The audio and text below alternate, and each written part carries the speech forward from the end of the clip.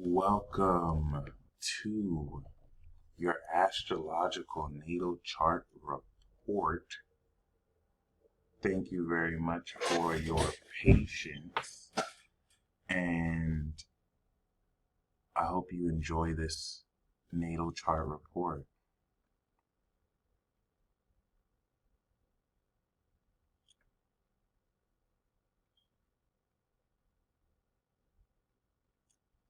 So, right off the bat, we see that you have your rising in Leo,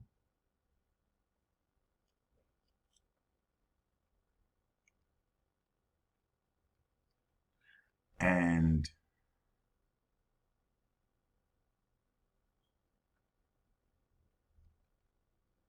your moon mastered in Taurus with your sun in Pisces, enabling you, of course, to represent the ascended master class in Pisces with the soul and rising of the king. Taurus is the natural king, and Leo is the solar king. And so, as Leo rising, your title is that of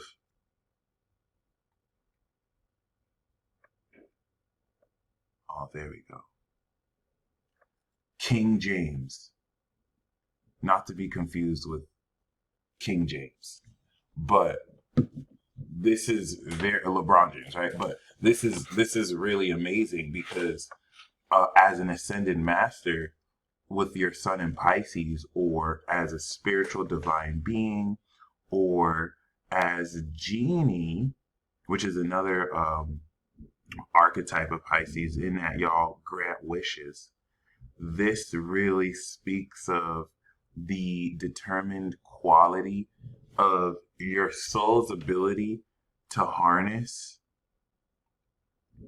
much of your spirit's awareness of the unseen and metaphysical and or divine with your five senses as your base.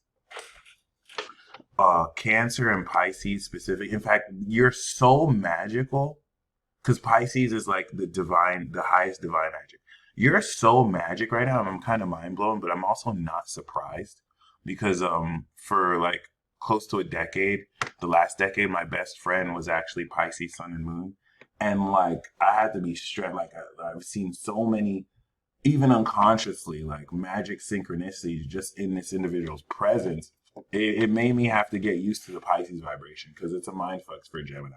But other than that, and I'm pretty sure vice versa. But other than that, just to give you an idea of how magic you are,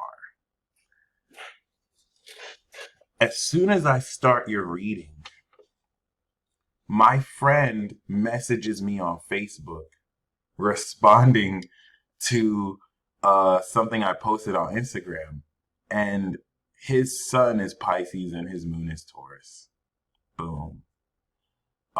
So that's not a coincidence. This is just more so an expression of your divine presence. And if we now take your vibration as King James, you carry the vibration of natural divinity. Okay. And this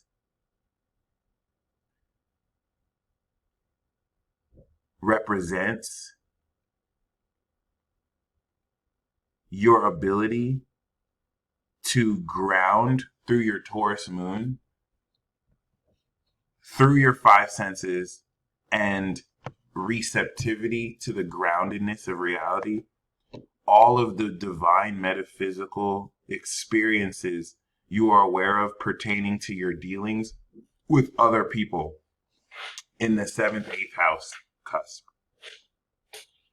And the Taurus moon is going to be a very important anchor that holds down much of how magically you deal and transform others' divine perspectives of reality and life. Okay.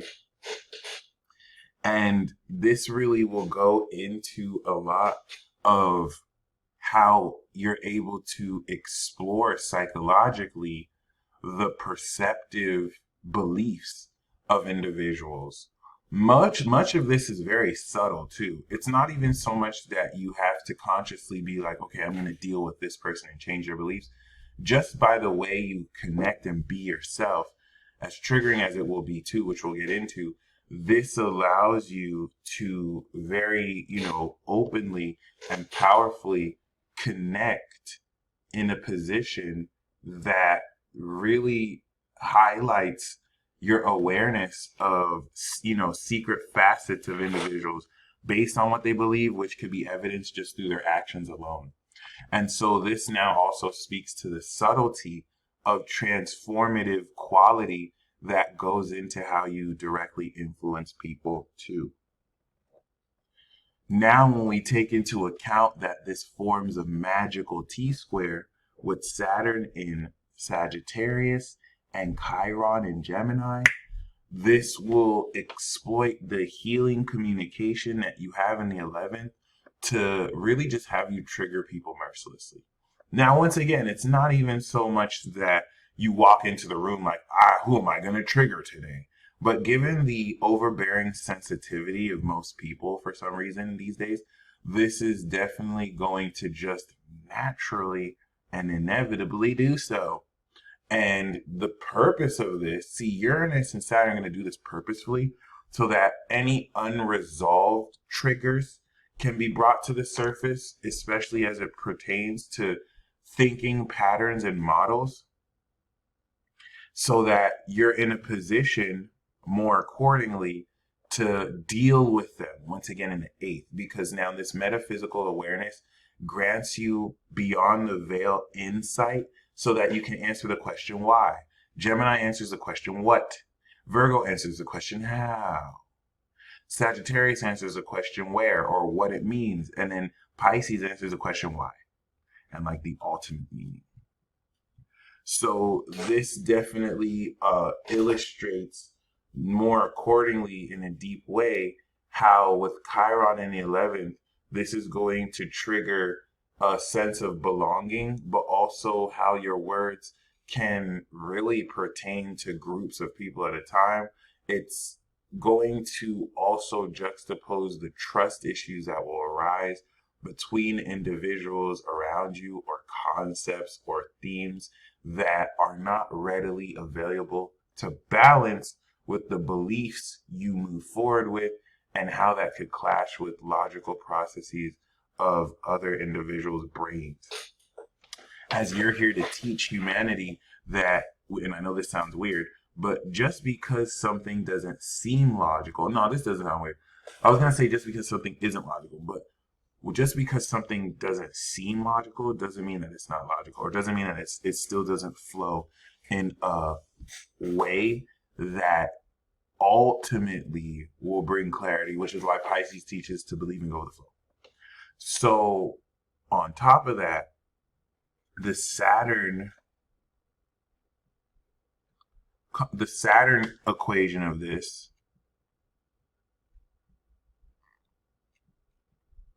really speaks of now the authority of meaning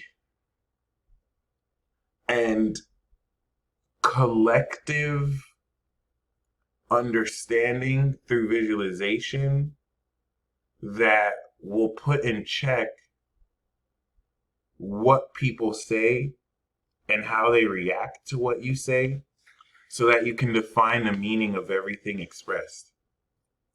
This will kind of stop people from mercilessly twisting what you say, even though most people still will. The Uranian element is representative of the innovation and busting of the system that the 87, 86 clan and generation, or soul group rather, Saturn group, is destined to illustrate and make happen so that 88, 89, and 90, we can bring in, of course, the new system, the new world. So other than that, this also speaks of mild reality warping that you're able to harness creatively. In the fifth house of independence and creativity, Uranus also speaks to the unconventional nature and dynamic of amazing creativity that you're in a position to very amazingly and unconventionally bring into fruition. So you want to be mindful of the intensity that may go into how, once again, your beliefs and philosophy will trigger others, because mainly this is just meant to indirectly use that as a ploy or ruse to reveal people's true characters. Sometimes this could even be done consciously by you, where you will, and I notice a lot of Pisces do this. It's pretty wise too. You will purposefully. It's not like how Gemini plays devil's advocate, but you will purposefully act like you believe in something opposite than what you believe in, or you'll believe in something just to see how people react to it, just because you know that if you say something a certain way, it's going to trigger that individual. And this now reveals mechanisms in their psychology that cause them to react so strongly.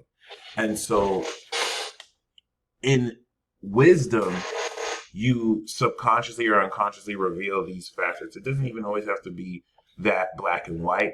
This could be subtly done too, where people may never know that you're pretty much just exposing them completely, playing them like a string, like accordion.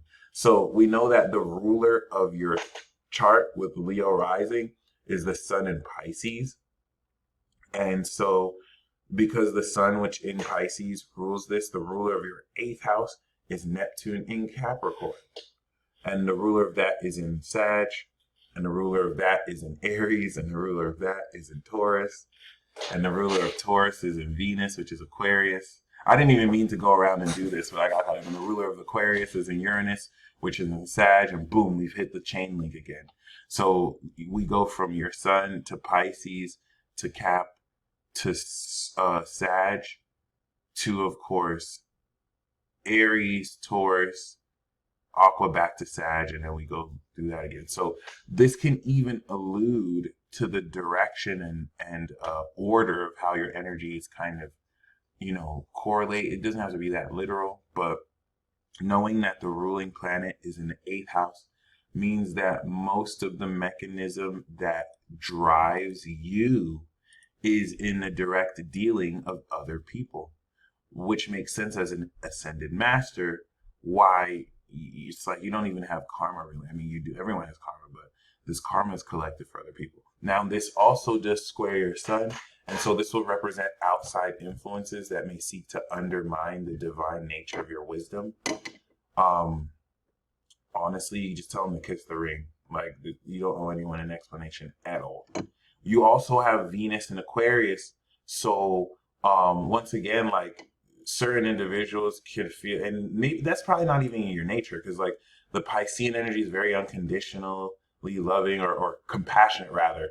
And you may actually be more inclined to, give people the benefit of the doubt and patronize their mediocrity. But honestly, tell them to kiss the ring. And this is where, once again, no matter how stuck up that may come off or look off, you're really preserving the integrity of your royalty and the stature of fixed quality that will now, not lend you to cast pearl amongst swine. So with Venus in Aquarius, this speaks of the strong heart you have, which is next to the seventh, inclined towards networking, getting to know other people. It's the knowledge of the heart. And this is what's going to constitute the extraordinary and unconventional nature of the detachment that goes into your expression of love, which has you more impartial in your approach to connecting with others. This is now a part of a fixed square, which defines another important aspect of your chart.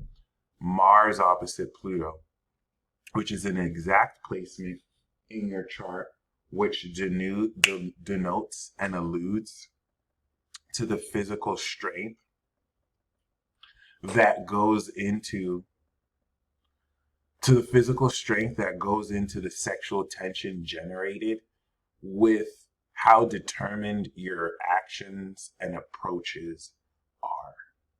And so because of that intensity in the fourth, first of all, Pluto in the fourth alone could speak to very deep family secrets and trauma that you help others kind of relate to because you identify it yourself with what you may have gone through.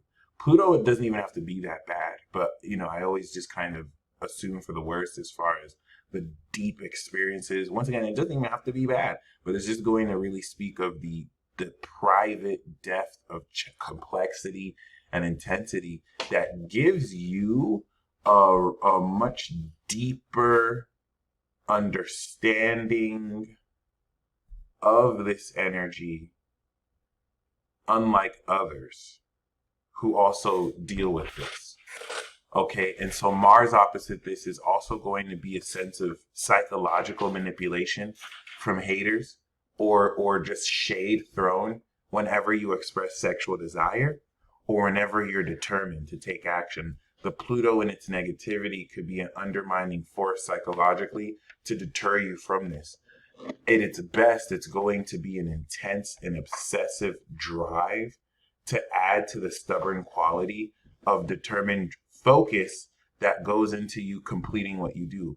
Unlike Mars in Aries, which I have, which starts things but isn't inclined to complete them, Mars in Taurus is way slow, but it will finish the job. And it takes its time so that when it gets it done, it's done with quality.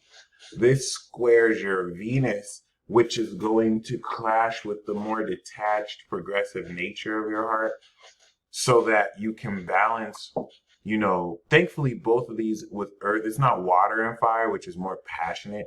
Earth and air actually work pretty good together. It's just Taurus is more individually focused and Aquarius is more collectively focused. And so you just have to find ways to balance between others and yourself, which is even more ironic because this individual Taurus energy, which will secure wealth with Uranus on here too, is manifesting unexpected windfalls of income through cryptocurrency investments that these actions will flesh out more thoroughly and will innovate practically like none ever or before how you even take action in the MC, which is as a leader and as someone who manifests wealth for the world around you individually.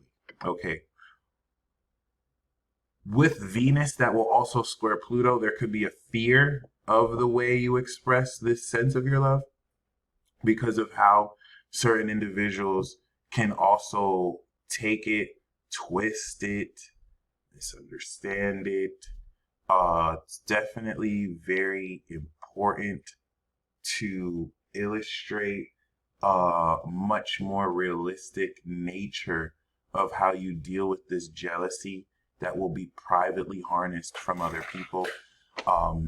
You don't want to really try and overthink too much why you sense that hatred or jealousy when most of it is either demon possession or just jealous MFers who are kind of put off by the detached genius and intelligence that goes into the unconventional roundabout way.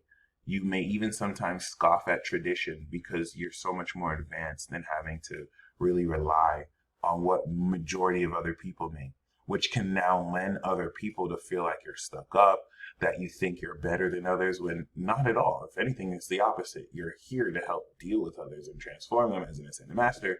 So they just jealous or stupid. Normally it's them being stupid, which is why they're jealous.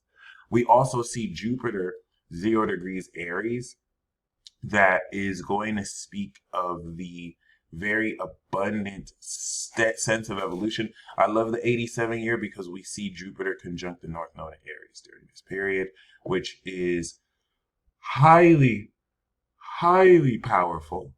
It's a unique and a rare arrangement that will really favor and champion the individual. Connected and linked to the ninth house, you're here to indirectly or directly teach authenticity and individuality, aligned with destiny now to push you and propel you forward.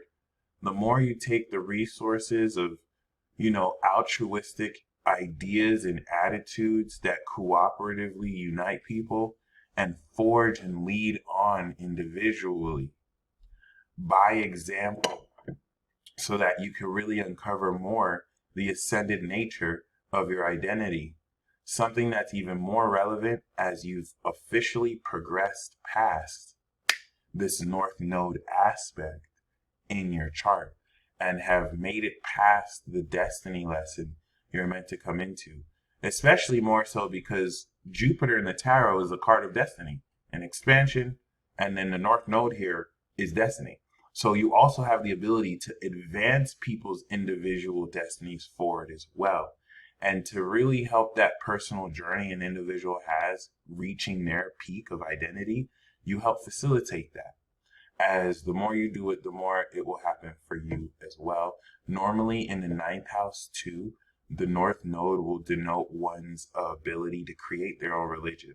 And so this way of life you're mapping out is a way of life that is carved individually and authentically. You really want to be careful though, especially with the Saturn square and Neptune here, with people indirectly or subliminally trying to employ reverse psychology or manipulative tactics to get you to change aspects of your character, to frame situations in a way where they don't have the courage to confront you with bullshit like this. And so they're going to think they're smart and try and frame situations to, even very deceptively act like they're being kind. To be like, oh, hey, maybe you can do this better with your life, or, maybe you should be like this, when the whole notion of how they're framing it is purely deceptive, and it's a lot. So be very mindful of that, because you're going to be directly aware of that bullshit as soon as it comes up. Especially with your moon opposite Pluto, you indirectly know how to sense negativity through people's body languages. You want to trust what you pick up, and this will really just flesh out intent based on how pure someone's intent is. And this will now lend even greater into your ability to deal with said fools. Other than that, I hope you enjoyed this report. There's a very deep revelatory insight, really, into much of how you make deeper aware much of this divine energy. And it's really going to speak a lot to how powerfully you're in a position accordingly to represent this and represent it properly. Okay. So outside of that,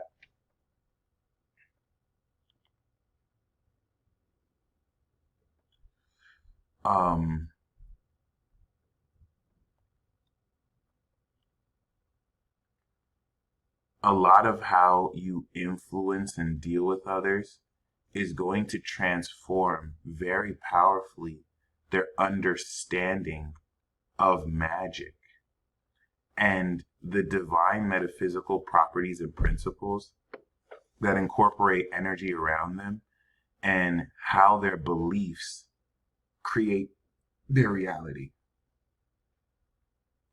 As such, a lot of how you personally harness this energy will reveal in tandem how powerfully you've always held space for individuals to come into these realizations as well.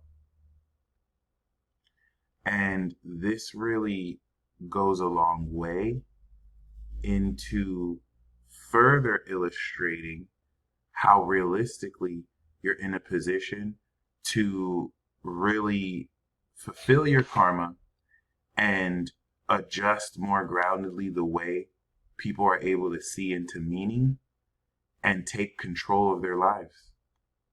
So thank you for the service that you have put in and help us with. I hope once again you enjoy this reading and gain everything you needed from this. Feel free to hit me with feedback. And until next time, peace.